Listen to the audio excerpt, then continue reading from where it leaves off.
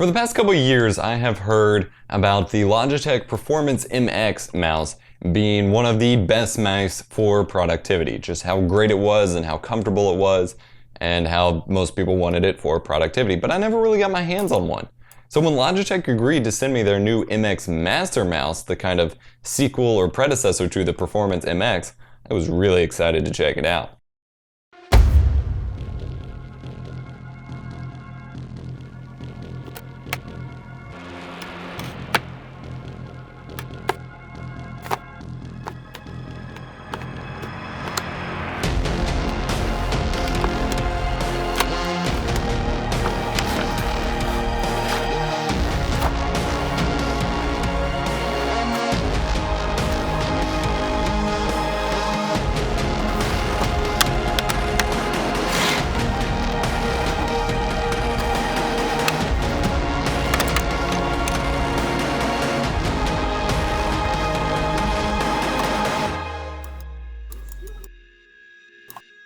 So if you're excited to see what I have to think about it, or if you're excited to see more videos from the new studio setup, be sure to smash that like button and make sure you're subscribed to the channel for more awesome videos as I almost drop this mouse. So the Logitech MX Master, does it live up to the legend or is it just another cash grab? This mouse costs about $100 and is very clearly designed for right-handed users. This leaves left-handers a bit left in the dust, but I'm right-handed so I'm not going to complain too much right now. Taking a physical product tour, on the top we have a button which can be customized in their Logitech Options software, which I'll get to in a little bit. Two mouse clicky buttons, which are very clicky as you can hear.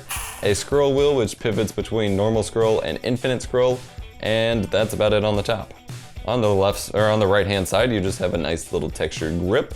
On the left, you have a bunch of different things. You have the side scroll wheel, which is really convenient, and I'll touch on that more in a minute. You have the back and forward buttons. You have a gesture button on the actual thumb pad, as well as another textured rubberish, it's not rubber, but it has a grippy feel to it, grip. And then a battery indicator LED. On the bottom of the mouse, you have 3 feet, a power switch, a connect button to pair it to your Bluetooth receiver or Logitech unifying receiver, the dark laser mouse, the dark laser, which can work on even glass, and then the 1, 2, 3 button. Touch on that in a second. You also, of course, have the micro USB connection over here at the front. In terms of comfort, this mouse is a boss. I believe I previously said the Logitech G502 Proteus Core mouse, which is on my fiance Chu's computer over here, was my most comfortable mouse I've used so far. Keep in mind that I haven't used a whole lot of very comfortable mice, and that was true up until this point.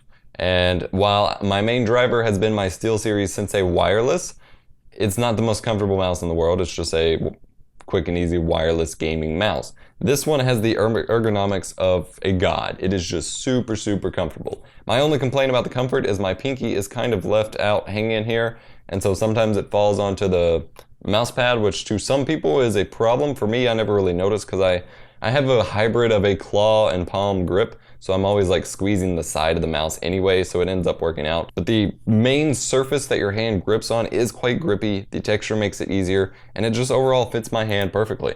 Those with bigger hands may have a bit more of a problem, as my hand pretty much covers the entire mouse and I don't have the biggest, most rugged hands in the world. Smaller hand users are probably going to be okay, although if you have really small hands, this mouse actually starts to get too big. It's at that weird point of it could be too big or too small depending on where you're at on the hand size spectrum. You know what they say about people with bigger hands?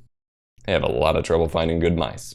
The infinite scroll wheel is perfect. On the Logitech Proteus Core gaming mouse that I used previously, that was my first experience with their infinite scroll wheel technology, and I loved it. All I did was quickly smack a button, and I could infinitely scroll through web pages with a really smooth scroll wheel.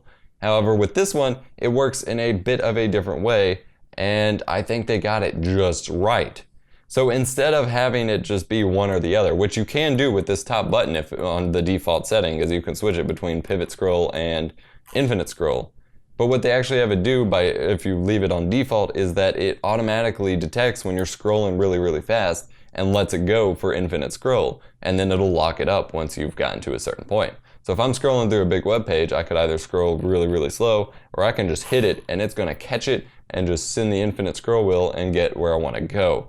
I've never had it not work the way I wanted, which is really impressive. It's actually something that's controlled digitally through the software, and so by default right now, since it's turned off, it's not actually gonna scroll anywhere. You know, it's staying on the clicky scroll. But if I turn it on here and let it sync with my computer, then I can make it infinitely scroll.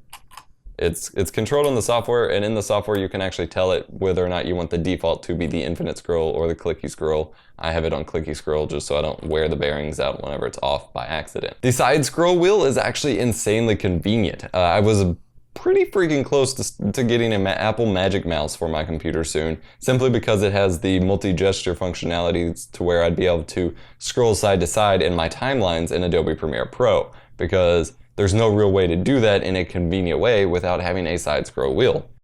There's a side scroll wheel on that. It works by default just perfectly with Adobe Premiere Pro and other applications where you'd want to scroll side to side, and it's great. By default, it's fairly slow, and so I was having trouble to where I'm having to like constantly flick at it because it doesn't have the like immense speed that the main scroll wheel has. It's a very controlled scroll. So by default, it's very slow. However, again, in the software, I was able to increase the sensitivity, and that actually made it, I just turned it all the way up, and that put it at a comfortable level for me to use. The back and forward buttons are convenient. Frankly, I don't know that I could use a mouse without back and forward buttons. However, they're right on top of each other, and the size that both of them take up are about the size of a normal back or forward button on a gaming mouse. This took a very, very long time to get used to, and I still sometimes screw it up because instead of just hitting the one I want, I'm either hitting both or the opposite one, because you just kind of got to feel which bump you're hitting, because the back button is on top, the forward button is on the bottom, but they have some click to them, but they're kind of mushy, so it's hard to accurately, you know, if you're just really quick wanting to hit back or forward, it's kind of hard to make sure you're hitting the right button at all times. The gesture button, or the button on the thumb pad here, is extremely convenient. By default, before you set up the Logitech option software or anything, it just functions as an alt tab or a window change or desktop change. I think it's supposed to be desktop change, but since I don't have virtual desktop set up in Windows 10, it just alt tabbed. And that was extremely convenient. I could just hit alt tab and go. However, I kind of fell out of using that as a habit, so I actually was able to reprogram it just to launch the calculator. That may sound really silly, but every now and then I'll need to open the calculator really quickly, and my copy of Windows 10 for some reason has this weird issue to where it doesn't want to open Windows Store, you know, Windows 10 apps from the start menu on the first time. So I'm clicking start calculator before it actually opens. It's really weird, but with this button, when I just hit it, it opens the calculator no matter what. So I don't know what the difference is there, but it works better on this button. So you can reprogram it to do just about anything. Same with the other buttons on the mouse as well. Their new hybrid dark laserness of the laser on this mouse is actually pretty freaking impressive. It'll work on just about any surface, even glass, which most laser mice often don't work on. Reflective surfaces, anything. It will work and track very accurately. And it's just very high quality laser for a mouse.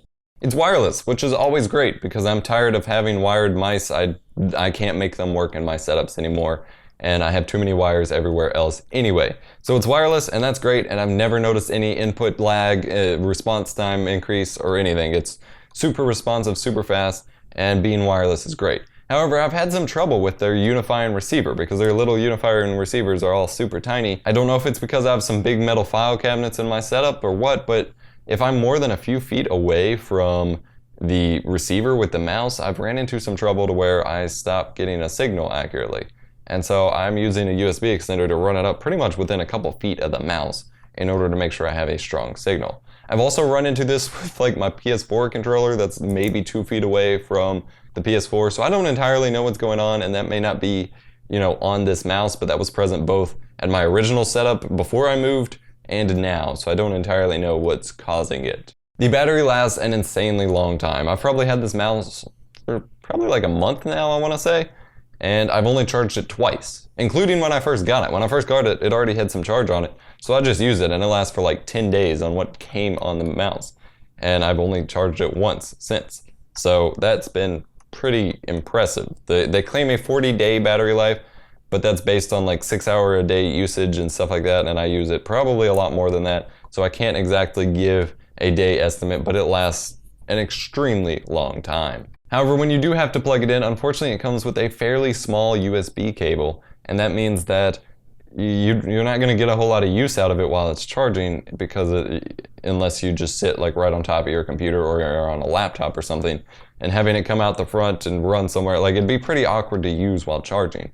But as long as once you get like low on battery or to that 1 bar or whatever, you just charge it at some point when you're not using it, you should be good to go. That is the one advantage of something like my Sensei Wireless over this, which keep in mind the Sensei Wireless is $200 extra over this mouse, is that it has a charging base, which I can set it on, and the plug also plugs in the front. You can't really expect that for something like this, and that definitely wouldn't make it very portable, but it's just something to get used to depending on what you're used to nonetheless. This mouse also has the ability to pair with up to 3 computers. You can either use Logitech's unifying receivers or smart Bluetooth to pair it with other computers. And then you have the button on the bottom here with a light to indicate which computer you're connected to. So you could hook it up to a laptop, a desktop, etc., and just hit that button.